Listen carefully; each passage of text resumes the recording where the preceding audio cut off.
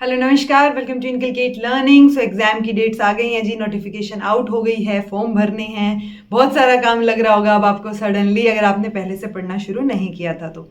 इस वीडियो में पर्टिकुलरली हम बात करेंगे कि फॉर्म्स फिल करते टाइम आपको किन किन चीज़ों का ध्यान रखना है, जेआरएफ की एज क्या है, डॉक्यूमेंट अपलोड का क्या चक्कर है, वो सारी चीज़ें। ओके, वो सारी चीज़ें, लेकिन बाकी आने वाली वीडियोज़ में हम बात करेंगे कि आप पेपर 1 और पेपर 2, क्योंकि 21 जून से 30 जून तक आपके एग्जाम्स होने हैं। तो हम पहली डेट लेके चलते हैं, चाहे आपका एग्जाम 30 जून को हो, बट 21 जून यानी 21 अप्रैल से 21 जून आप एग्जैक्ट 2 महीने हैं आपके पास। अगर आप यूटिलाइज करेंगे तो डेफिनेटली जीआरएफ हो सकता है।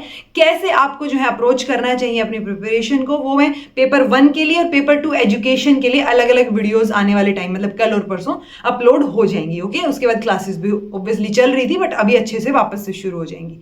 तो फॉर्म्स आउट, किन चीजों का ध्यान रखना है उस पर डिस्कशन करेंगे। सबसे पहले 16 अप्रैल से आउट हुए, तो 16 अप्रैल से 7 मई फॉर्म भरने की डेट है। सबसे पहली चीज, मैं बिल्कुल नहीं चाहती जो बच्चा ये वीडियो देख रहा है अभी वो जाके 6 मई को फॉर्म भरे, ठीक है, या 10 मई के अंदर फॉर्म भरे और फिर बाद में मैसेज करके बोले या मेल करे या कमेंट करे कि मैम ये नहीं हो रहा है, या अपलोड नहीं हो रहा है, या साइट वर्क नहीं कर रही है। वो पंगा चाहिए ही नहीं अपने को, ठीक है। स्पेशली जो बच्चे इनकलकेट लर्निंग देखते हैं, तो उनको मैं बिल्कुल रिमाइंड करवाना चाह रही हूँ कि अपने फॉर्म्स अभी भर दो।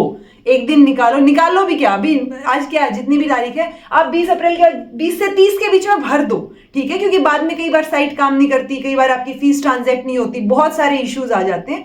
सो वो बहुत पंगे पड़ जाते हैं उसमें, फिर आप दिमाग लगाते फिरते हो कि ये गड़बड़ हो गई जल्दबाजी में भरने में, या आधार कार्ड छूट गया, या ये हो गया, बट एवर, ठीक है। तो वो सारी चीजें, तो फॉर्म्स जो है 16 अप्रैल से 7 मई तक भरे जाने हैं। 8 मई को, अगर ये 7 मई है, दैट मीन 7 मई के रात के 11:59 की बात हो रही है, ठीक है। सेम चीज 8 बजे, मतलब 8 तारीख के 11:59 तक, रात तक, पीएम की बात हो रही है। ये आपकी फीस, क्योंकि कई बार होता है ना जिसने 7 को भरा और फीस ट्रांजैक्शन नहीं शो कर रहा, तो बच्चे तो हड़बड़ा जाएंगे। एक दिन है आपके पास कि चलो आज नहीं हुई, कल तक आपकी ट्रांजैक्ट हो जाए, वो सिचुएशन। बट हमें ये 8 मई तक जाना ही नहीं है किसी भी हालत में। ओके, तो 16 अप्रैल से 7 मई फॉर्म्स की डेट। रजिस्ट्रेशन से रिलेटेड ये है, कई बार बच्चों को ये लगता है मैंने पिछली बार भी दिया था तो शायद मेरे पास रजिस्ट्रेशन नंबर है, तो क्या दोबारा से रजिस्टर करना पड़ेगा?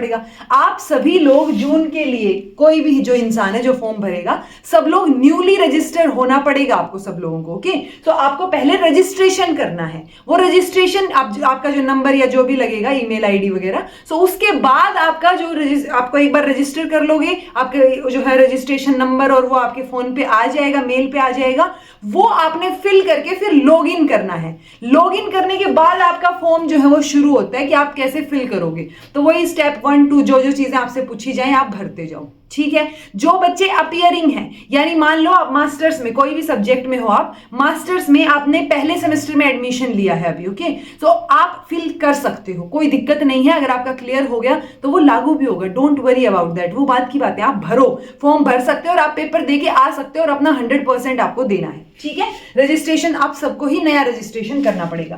करेक्शन डेट भी इन्होंने दे रखी है, ये है ना 8 तारीख तक तो फीस ट्रांजैक्ट का, 9 और 10 तारीख यानी 10 मई की रात के 11:59 तक आपके पास करेक्शन का टाइम है। लेकिन अगेन आपको इस पंगे में नहीं पड़ना है। आप आराम से जब फॉर्म भर रहे हैं या आप कहीं बाहर भरवा रहे हैं, तो आपको आराम से शांति से हर इंफॉर्मेशन डबल चेक करके, ट्रिपल चेक करके सही अपलोड करनी है। बाद में वो नहीं होना चाहिए कि ये नाम गलत हो गया, ये फादर नेम गलत हो गया, कि आधार कार्ड, क्योंकि बाद में लेके जाना पड़ेगा आपको आइडेंटिफिकेशन प्रूफ के लिए, सो वहां पे अलग नाम है और आपने गड़बड़ कर दिया, स्पेलिंग गलत, वो चीजें मत करना। ओके, सो मैं हमेशा बोलती हूँ आराम से शांति से टाइम निकाल के, चाहे एक पूरा दिन निकाल लो, आराम से धीरे धीरे फॉर्म भर लो, बट आपको फॉर्म बहुत तसल्ली से भरना है।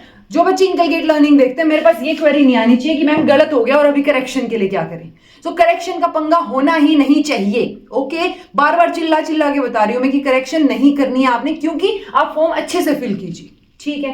देन है जी डॉक्यूमेंट अपलोडेशन। तो जब डॉक्यूमेंट अपलोड की बात आती है तो आप लोगों को कई बार ये होता है कि अच्छा आप किसी रिजर्व कैटेगरी से हैं, तो आपको लगेगा कि रिजर्व कैटेगरी का सर्टिफिकेट कब का चाहिए होगा, क्या चाहिए होगा, वो सिचुएशन। ओके, जब फॉर्म फिल करते हो तो आपसे सिर्फ 2 ही डॉक्यूमेंट अपलोड करवाए जाते हैं, एक आपकी फोटो, एक है आपके सिग्नेचर, तीसरा कोई डॉक्यूमेंट है ही नहीं जो आपने अपलोड करना हो, ठीक है। तो जब वो अभी अपलोड नहीं करना तो टेंशन नहीं लेनी है, क्योंकि अगर आप जेन्युइनली किसी कैटेगरी से बिलोंग करते हैं तो आज नहीं, चाहे आपको ऑन द स्पॉट बोले, आप नया सर्टिफिकेट आराम से बनवा सकते हो, ठीक है।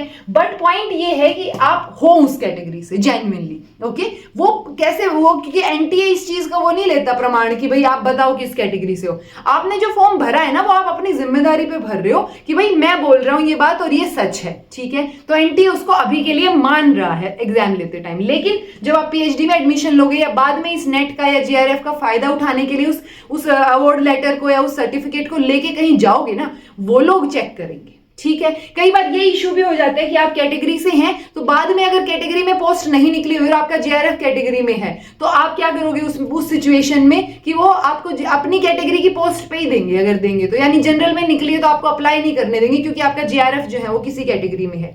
सो कोशिश कर सकते हो आप कि आप जो है सब लोग, आपके पास वो है ना कि टाइम है, चीजें हैं, एज लिमिट क्रॉस नहीं हुई है, तो आप जनरल में ही भरिए ताकि आपका जो जेआरएफ सर्टिफिकेट है या जो नेट है वो सब जगह एप्लीकेबल हो। बिकॉज आगे आगे कई बार यूनिवर्सिटीज के फॉर्म फिल करते टाइम ये दिक्कत आ जाती है कि भाई आपका जेआरएफ किस कैटेगरी में है, कि आपका जेआरएफ मान लो ओबीसी में है या आपका एससी या एसटी कैटेगरी में है, और उसके बाद जो है आपकी जो जहां आप फिल कर रहे हो, चाहे आप किसी पोस्ट के लिए फिल कर रहे हो चाहे आप पीएचडी के लिए फिल कर रहे हो, सो वहां पे वो अगर उस पोस्ट पे निकली हुई है ना उस कैटेगरी में, तो ही वो पोस्ट के लिए आपको अप्लाई करने देंगे या आपका एलिजिबल माना जाएगा। सो वो चीज भी एक पंगा है, वो ध्यान रखिएगा। सो आपको अपलोड नहीं करना, लेकिन आप हो, आपके पास सर्टिफिकेट हो तो वो चीज आप ध्यान रखिए, क्योंकि आप जब आगे यूज करेंगे इन सर्टिफिकेट्स का तो आपको उसका कैटेगरी का सर्टिफिकेट की आवश्यकता आपको रहेगी।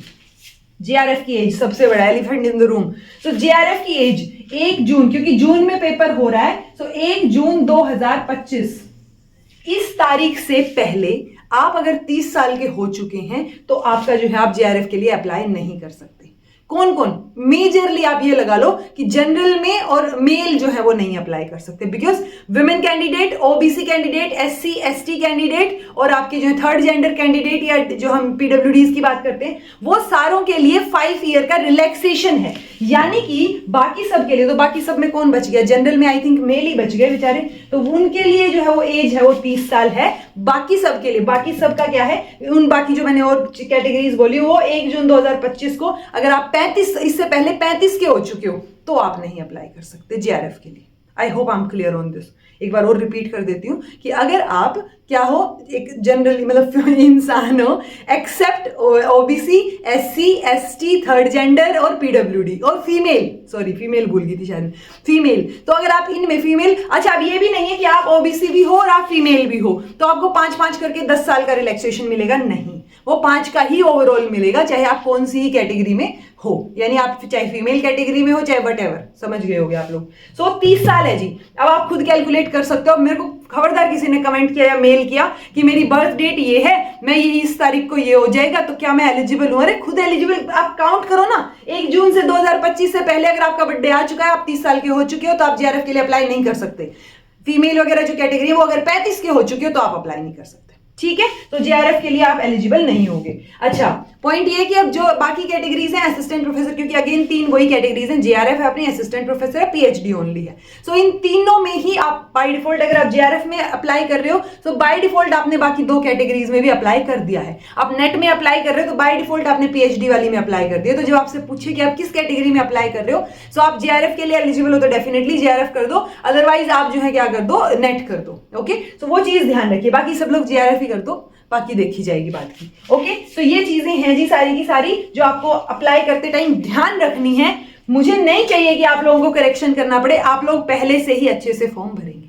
फिर भी कोई दिक्कत आती है, चलो ठीक है मैं डांट देती हूँ कभी कभी, बट फिर भी कोई दिक्कत आती है तो कमेंट कर देना, क्योंकि हो जाती है गलतियां, इंसान है और इंसानी गलतियों का पुतला होता है। सो हो जाएंगी चीजें मैनेज। सो कमेंट करके या मेल करके आप पूछ सकते हो डेफिनेटली।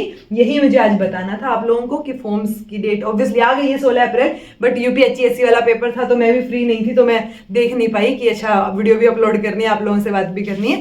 सो ठीक है, यही चीजों को ध्यान में रखना है, कोई गड़बड़ नहीं करनी है फॉर्म भरते टाइम, करेक्शन का कोई पंगा पड़ना नहीं चाहिए। और जेआरएफ की एज अपनी देख लीजिएगा। This was all about today. कोई दिक्कत हो तो मेल या कमेंट करके आप पूछ सकते हो। कैसे तैयारी करनी है, क्या अप्रोच होना चाहिए, वो पेपर 1 की अलग से और पेपर 2 एजुकेशन की अलग से 2 वीडियोस आपको देखने को मिल जाएंगी। So this was all about today, thank you so much for watching.